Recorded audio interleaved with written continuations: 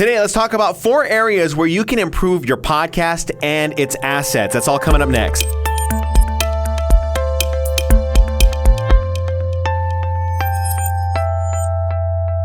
Hey there, podcaster. My name is the Shannon, radio broadcaster, podcaster, and podcast producer. And today's video is brought to you by my 6 clever ways to monetize your podcast. The link for this ebook is down in the description below. If you haven't had a chance to check it on out, make sure you do go check it out, and it'll give you some ideas of what you can do to monetize your own podcast. So today we're talking about 4 areas in which you can improve your podcast and its assets. And I'm just picking the top 4 that are the ones that come up as far as questions are concerned on this particular YouTube channel. I do realize that I have a certain amount of YouTube videos that are up on this channel, and not everyone can go back and listen to them. But I encourage you to go back and listen to what I have to say back, whether it be a year and a half ago, because a lot of what I have to say is still pretty much the same. But in today's video, what I'll do is I'll talk to you about the 4 areas that I get asked about the most, and I want to make sure that you are on par, on step, whatever. You're in step with trying to improve every single day. Make no mistake, I am imperfect. I don't do things the way I sometimes say that you should be doing,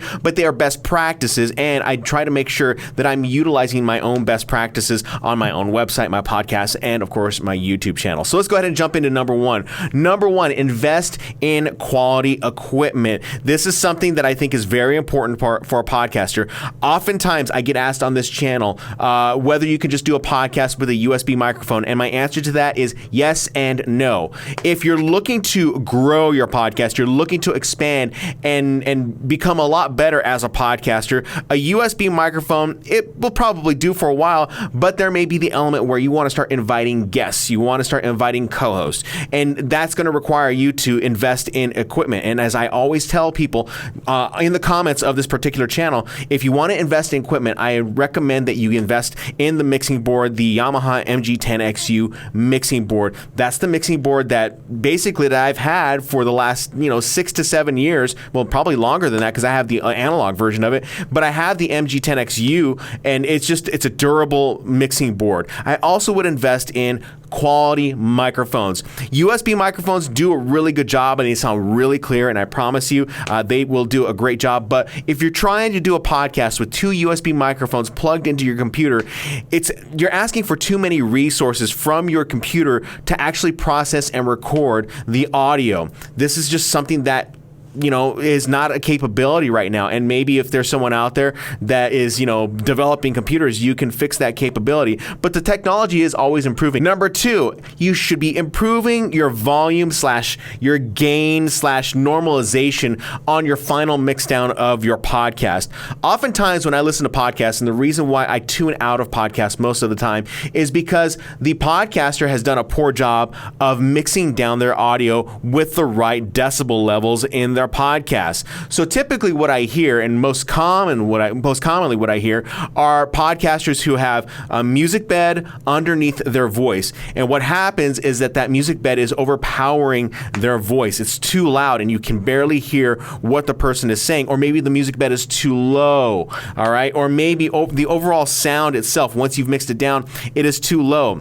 What happens whenever someone goes in and listens to your podcast, they're going to be turning it up. And I know there's some guidelines that are on Apple that they say you need to have your audio mixed down at, I think, like -9 or -12 decibels. And that's just something that I don't believe is feasible enough for someone to listen to whatever is being played through their device. If you're someone like me who actually does have kind of some poor hearing, it's hard for me to hear someone who has a very soft voice and speaking into the microphone and understanding what they have to say. And when I keep going and trying to turn the volume up, I can't hear a thing. So what I recommend that you do is that you mix everything down at -6 decibels. Now, there's going to be some people out there that are going to tell me, like, well, that's too loud, it's clipping. It really isn't clipping, because every one of the videos that I do on my YouTube channel and for my podcast are all mixed down at -6 decibels. Sometimes they're between -6 and -3 decibels, and it still doesn't clip. You're really clipping when you're going beyond the -3 to 0 decibel level. That's when you start hearing clipping. But -6 should be just fine,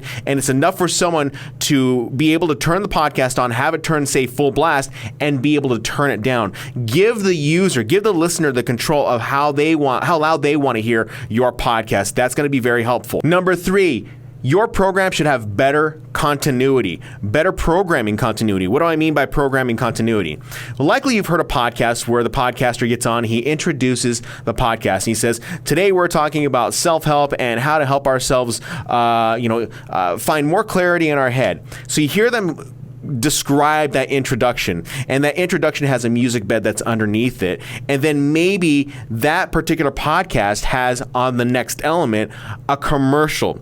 What you hear with most podcasters is that after they finish that introduction, they will let the music fade out, and it'll continue to fade out and fade out and fade out, and then it's like basically no audio. It's like dead air for like half a second to a second, and then it jumps right in to the commercial. And then the commercial will play, and then the commercial plays, and then it ends, and then it's like a dead stop, and then it jumps back into the programming with the guest or the host talking about what they will be discussing for the rest of the podcast. This is poor continuity.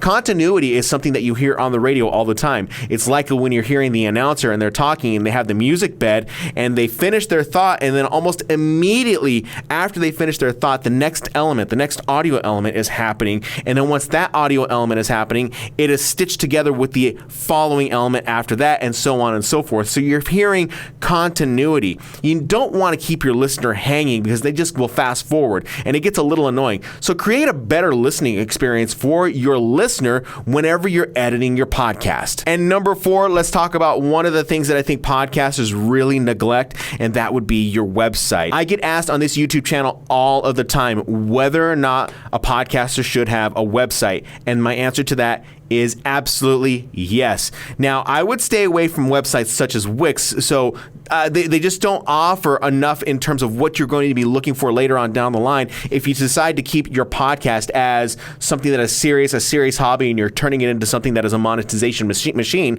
I know that you can do that. So if you're at least going to jump into something, I would say jump into a Squarespace or a WordPress.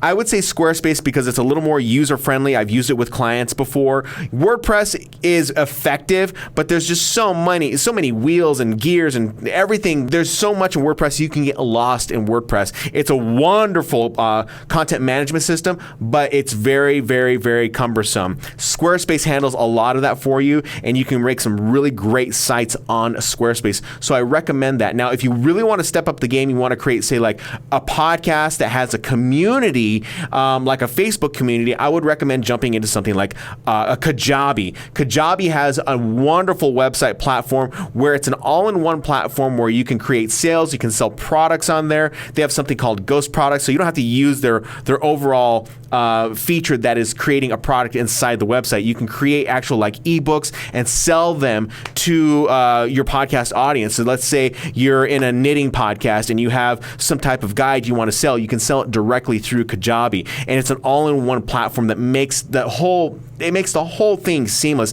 That's what I personally use, and I think it's probably the best option if you're really wanting to take your podcast website to the next level. But as far as websites are concerned, yes, podcasters should have websites because you should be putting your transcriptions of your podcast on your website as a blog post, because once you do that, then Google can crawl your website and find specific keywords based on what someone's search query, maybe a potential new listener. Google will find your website and recommend it to the person who is looking for something specific inside of a Google search. A potential listener might be doing this, all right? So I would recommend that you start transcribing and putting on those transcriptions on your website. I have a video on transcribing your podcast in the description down below in the link, so go ahead and check that out. And of course, if you're trying to start your own podcast and you need some idea of how to start the podcast, which equipment you need to buy, exactly how to launch, there's a link to a guide on which equipment that you need, also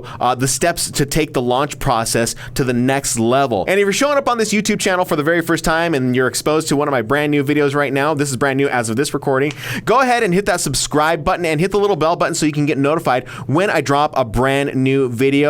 I always have little tips and tricks that I share with you every single week that will help you in your podcasting journey so we can become better podcasters together. In the meantime, thank you guys so much for watching this week's video. If you have any questions, go ahead and leave a comment down below. And in fact, leave a comment down below and tell me where you have improved on your own podcast and what you have done to take the steps to become a better podcaster. I would really appreciate that. In the meantime, I'll see you next time. Take care.